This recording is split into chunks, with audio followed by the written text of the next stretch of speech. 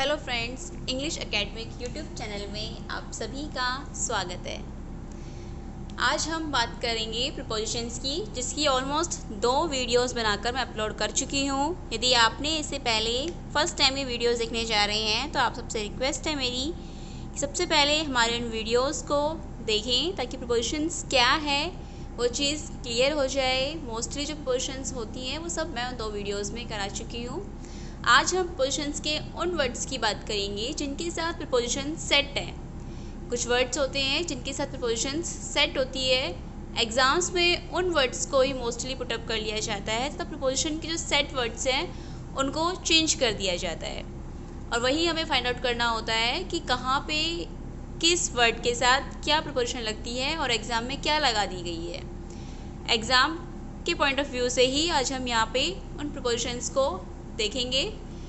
किताब के अंदर बुक्स में जो हम पढ़ते हैं वहाँ तो बहुत सारे ये वर्ड्स दिए हुए होते हैं, 150, 160, 200, जो लर्न करना बहुत टिपिकल हो जाता है।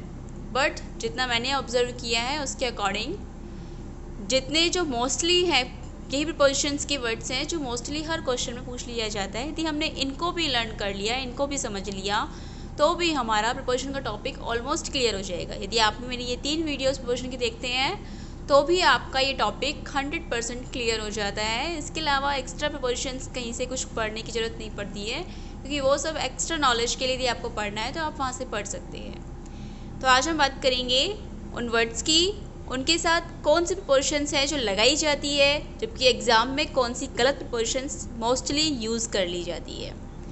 सबसे पहले हम देखेंगे तो एक वर्ड आता है लिसन।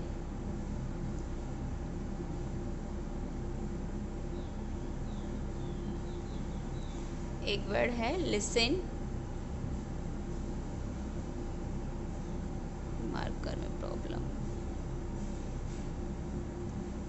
लिसन के साथ हमेशा टू प्रीपोजिशन लगती है।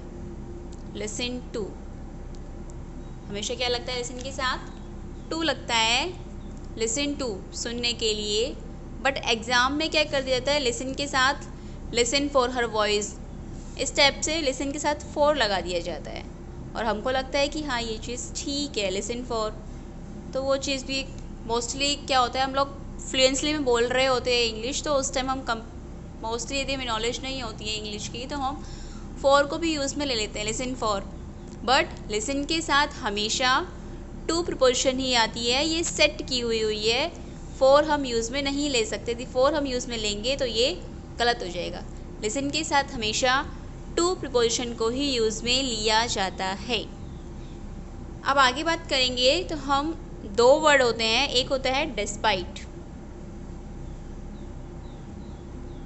बहुत आते हैं ये वर्ड्स, क्वेश्चन बहुत ज़्यादा एग्जाम से पूछे जाते हैं। ये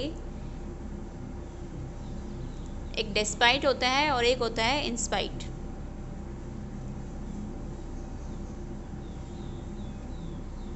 डिस्पाइट और इंस्पाइट। डिस्पाइट के साथ कभी भी प्रीपोजिशन नहीं लगाई जाती, जबकि इंस्पाइट के साथ प्रीपोजिशन लगाते हैं हम ऑफ को। चीज़ याद रखना, डिस्पाइट के साथ कोई प्रीपोजिशन सेट नहीं होती है, ये सिंगल रहता है, जबकि इंस्पाइट के साथ ऑफ प्रीपोजिशन लगती है। जबकि एग्जाम में क्या कर देते हैं, इसका ऑपोजिट कर देते हैं, डिस्पाइट के साथ लगा देते हैं ऑफ प्रीपोजिशन को और इंस्पाइट के साथ नहीं लगाते, और हम वहाँ पे भूल जाते हैं, कंफ्यूज हो जाते हैं कि कौन सा सही है। हम फ्लुएंटली में क्या करते हैं, despite of, in spite of, despite of, in spite of, despite of, वो हमें लर्न हो जाता है। फ्लुएंटली में वो चीज़ लर्न हो जाती है और एग्ज़ाम में हम उस चीज़ को फाइंड आउट नहीं कर पाते, जबकि एग्ज़ाम में क्या हो जाता है, डिस्पाइट के साथ ऑफ को लगा देते हैं और इंस्पाइट के साथ कुछ भी नहीं लगाते प्रीपोजिशन, सीधे वर्ड को चलने देते हैं। तो हमें याद रखना है कि डिस्पाइट के साथ प्रीपोजिशन कोई भी नहीं लगती है, इसके साथ प्रीपोजिशन सेट नहीं होती है, जबकि इंस्पाइट के साथ ऑफ प्रीपोजिशन ली जाती है। इसके साथ यदि नहीं लगाया हुआ है तो एरर हो जाएगी, इसके साथ हमेशा ऑफ प्रीपोजिशन लगती है। इसी तरह से कुछ वर्ड्स होते हैं, एक है बहुत ही फेमस है और बहुत ही ज़्यादा पूछा जाता है, ये चीज़ तो शायद आपको रट लेनी चाहिए कि प्रीफर। और आई थिंक आपको ये याद भी हो चुकी होगी, जो तैयारी कर रहे हैं काफ़ी ईयर से उन्हें तो शायद खुद भी ऑब्जर्व किया हुआ होगा कि हाँ ये चीज़ बहुत ज़्यादा आती है। प्रीफर के साथ हमेशा टू लगता है। प्रीफर वर्ड जो होता है उसके साथ हमेशा प्रीपोजिशन टू सेट होती है, जबकि एग्जाम में क्या कर देते हैं, प्रीफर देन से रेदर देन हो जाता है, ऐसे ही प्रीफर देन कर देते हैं कि ही प्रीफर देन। तो वो चीज़ क्या हो जाता है कि प्रीफर कर रहा है उसकी बजाय उसको, जबकि लगना क्या होता है प्रीफर के साथ हमेशा टू। प्रीफर हमेशा अपने साथ टू प्रीपोजिशन को लेता है, देन को नहीं लेता। देन के साथ तो रेदर लग जाता है। हाँ, प्रीफर रेदर देन वो चीज़ जो जाती है वो फिर भी ठीक हो जाती है, लेकिन प्रीफर के साथ डायरेक्टली देन लगा दिया गया है तो वो गलत हो जाएगा। बट प्रीफर के साथ यदि रेदर देन लगा दिया है तो वो चीज़ फिर भी ठीक हो जाएगी, उसे हम गलत नहीं कहेंगे, लेकिन प्रीफर देन हमारा गलत हो जाएगा। एक यही चीज़ होती है, प्रीफर के साथ टू लगता है। सेम ऐसे ही कुछ वर्ड्स होते हैं जिनके पीछे IOR अटैच हो रहा हो। यदि वर्ड्स के साथ IOR, जैसे सुपीरियर है, सुपीरियर, जूनियर, सीनियर,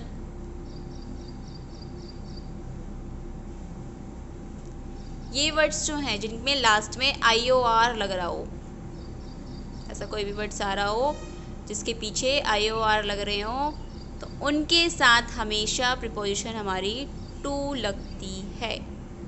इसमें लड़नक नहीं है, ये एक फॉर्मूला ही है कि ऐसे वर्ड्स जिनके लास्ट में IOR आ रहा हो उनके साथ हमेशा हमारी प्रीपोजिशन टू लगती है।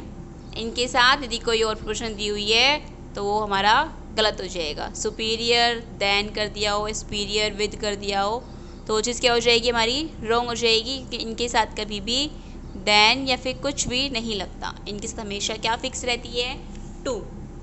प्रीफर के साथ भी टू ही होता है। सुपीरियर, जूनियर, सीनियर, पीरियर, इन सब के साथ भी क्या हो जाता है, टू। जिसके भी लास्ट में IOR लगा हुआ है उनके साथ हमेशा टू प्रीपोजिशंस लगता है। एक वर्ड होता है एक्विटेड, बरी करना।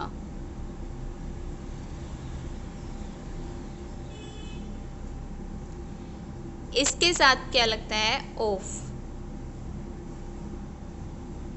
एक्विटेड के साथ हमेशा ऑफ प्रीपोजिशन लगता है, जबकि एग्जाम में दे दिया जाता है from. He acquitted from this crime, यूँ कर देते हैं कि उसे इस क्राइम से बरी कर दिया गया है। और हमें लगता है कि यहाँ फ्रॉम का मतलब सही होता है हिंदी मीन इसका, तो ये ठीक है। बट एक्विटेड के साथ हमेशा ऑफ लगता है। ये चीज़ एक पेयर में होती है, ये चीज़ एक पेयर के लिए है। इसके साथ यदि फ्रॉम लगा दिया जाएगा तो ये गलत हो जाएगा। ये सारे एक पेयर की तरह बिहेव करते हैं, इनको इनके साथ ही सेट किया जाता है। यदि इनके साथ कुछ और सेट कर दिया जाएगा तो ये चीज़ गलत हो जाएगी। हमेशा साथ क्या रहेगा, यही चीज़। एक्विटेड होता है, ऐसे ही एक एक्सक्यूज्ड होता है, एक एक्यूज्ड होता है, इसके साथ भी हमेशा ऑफ ही लगता है, जबकि इसका लगा देते हैं फॉर। एक्यूज्ड करना, एक्यूज्ड जो होता है इसके साथ भी हमेशा ऑफ वर्ड ही लगता है, फॉर नहीं लगता। ये दोनों वर्ड्स ही सेम ही सही होते हैं और इन दोनों के साथ प्रीपोजिशन भी सेम लगती है। ऐसे ही एक वर्ड होता है एडमिट, जैसे प्रीफर टू है, लिसन टू है, ऐसे ही एडमिट टू होता है। एडमिट के साथ भी टू लगता है, जबकि एग्ज़ाम में एडमिट इनटू कर देते हैं। एडमिट के साथ क्या कर देते हैं, इनटू। ये प्रीपोजिशन ऐसी हैं जो मोस्टली एग्जाम्स में ये चीज़ सेट की जाती है, इनके साथ इनको लगा दिया जाता है, जबकि लगना इनको होता है। इसलिए ये चीज़ ध्यान रखनी है कि एडमिट इनटू आ गया है, ही एडमिट हिम इनटू हॉस्पिटल, तो वो चीज़ इनटू हॉस्पिटल नहीं होगा, टू आएगा, ही एडमिट टू हॉस्पिटल। तो वो चीज़ क्या हो जाएगी, एडमिट टू, इनटू नहीं आएगा कि इनटू कर दिया। वैसे भी पता है कि इनटू का मीन क्या हो जाता है कि बाहर से अंदर चीज़ करने के लिए, बट एडमिट के साथ हमेशा टू प्रपोजिशन को ही सेट किया जाता है। इनटू यदि लगा दिया गया है तो वो चीज़ हमारी गलत हो जाएगी। एक है एंग्री, बहुत ही नॉर्मल सा वर्ड है ये एंग्री। इसके साथ दो प्रपोजिशन सेट होती है, एक इसके साथ एट लगा दिया गया है या about, angry about, angry at, या फिर एंग्री के साथ with.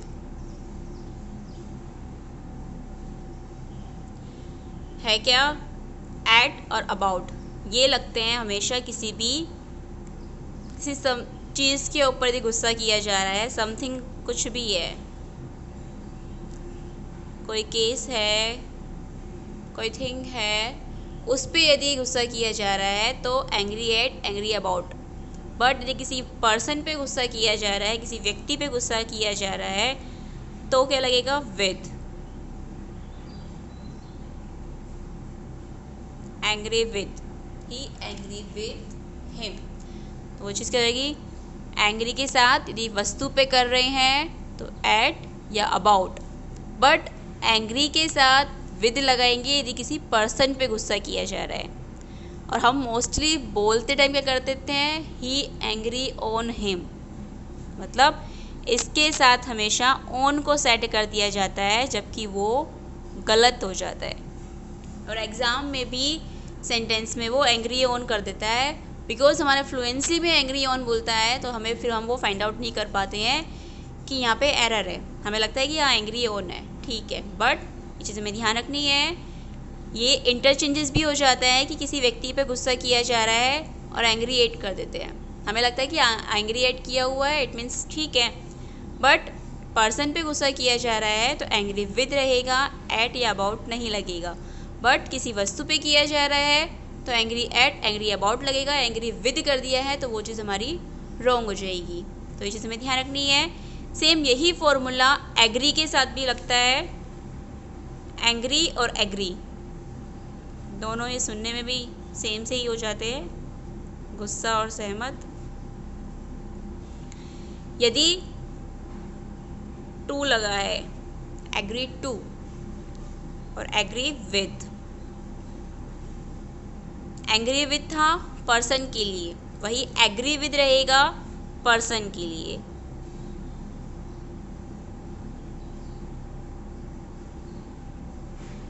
I can't agree with for him for this proposal for this case।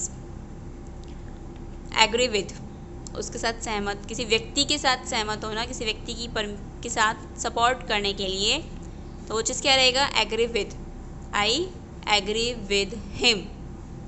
तो एग्री विद हिम हो गया, तो वो चीज़ क्या हो गई, विद हमें लगा कि हिम की बात कर रहे हैं, हम पर्सन की बात कर रहे हैं। वहीं टू लगेगा यदि कोई प्रपोजल है,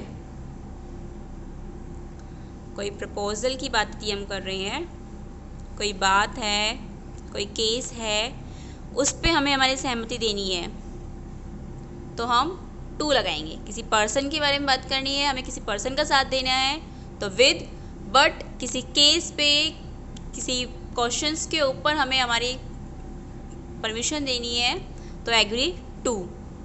आई कांट एग्री टू हिम, या I can't agree to this proposal या दिस प्लान, कुछ भी करके यदि पर्सन की बात करेंगे agree with him, but agree to this proposal, तो वो चीज़ क्या हो जाएगा, कोई प्रपोजल की बात है, कोई सुझाव की बात है, कोई अपना व्यू देना है तो एग्री टू, बट कोई पर्सन की बात करनी है, किसी पर्सन के लिए लेकर हमें हमारी परमिशन देनी है, हमारा सपोर्ट देना है तो एग्री विद।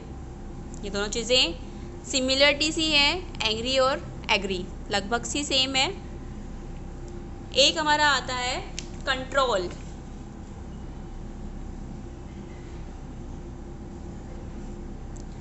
कंट्रोल वर्ड पे क्या, कंट्रोल ऑन, मोस्टली क्या बोलते हैं, कंट्रोल ऑन, जबकि कंट्रोल ओवर होता है। कंट्रोल के साथ हमेशा ओवर प्रपोजिशन यूज़ में ली जाती है। यदि ऑन लगा दिया है तो ये चीज़ रॉन्ग हो जाएगी। कंट्रोल के साथ हमेशा ओवर प्रपोजिशन ही यूज़ में ली जाती है। ये चीज़ एक बहुत ही फेमस सा वर्ड है जो मोस्टली हम लोग यूज़ करते हैं, अंगेज। और एग्ज़ाम में ये आता है बिकॉज हम लोग क्या करते हैं, मोस्टली इस चीज़ को बोलते हैं, ही अंगेज्ड विद हिम कर देते हैं, जबकि अंगेज के साथ टू आता है, ही अंगेज टू हिम, और लगा क्या देते हैं हम, विद। और एग्ज़ाम में भी विद लगा के देते हैं बिकॉज हम लोग बोलते भी विद हैं, तो हम पहचान नहीं पाते कि अंगेज विद रॉन्ग है, अंगेज टू करेक्ट है। अंगेज के साथ हमेशा टू लगता है। इस लिस्ट के अंदर मोस्टली जो ये चीज़ें हैं बहुत इम्पॉर्टेंट है। इनमें से मोस्टली क्वेश्चंस निकल आता है एग्ज़ाम में। 2 या 3 क्वेश्चंस में एरर यही वाली चीज़ निकलती है, जिसमें भी ये प्रीफर बहुत ही ज़्यादा आता है, बहुत ही ज़्यादा आता है। प्रीफर और एक्वेटेड बहुत है। Superior to, junior to, senior to, इसमें तो क्या है, आईओआर वाले जो भी वर्ड्स आएंगे उनके साथ हमेशा टू को ही यूज़ में लेना है। आई होप आपको ये प्रिपोजिशन सारी समझ में आई होंगी।